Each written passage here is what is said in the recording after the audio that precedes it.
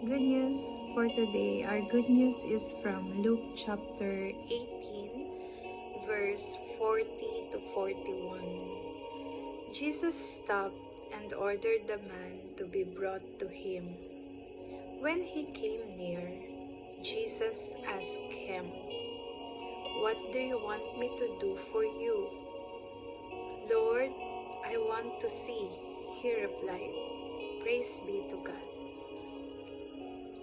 Not many of us like disruptions in our daily lives, especially when they cause inconvenience or a change of plans. But Jesus treated what appeared to be interruptions in a far different way. Time after time in the Gospels, we see the Lord stop what He is doing to help a person in need. While Jesus was on His way to Jerusalem, where He would be crucified, a blind man begging by the side of the road called out, "Jesus, Son of David, have mercy on me." Some in the crowd told him to be quiet, but he kept calling out to Jesus. Jesus stopped and asked the man, "What do you want me to do for you?" "Lord, I want to see," he replied.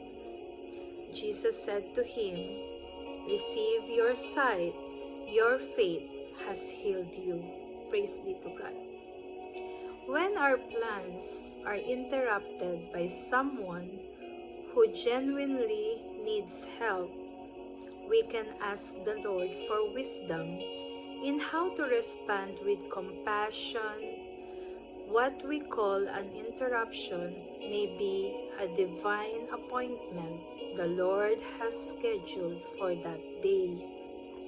Interruptions can be opportunities to serve. Let's pray. Lord Jesus, fill us with your wisdom and compassion that we may respond as you did to people in need. In Jesus' name, amen. Have a blessed Saturday, everyone. Till next, good news.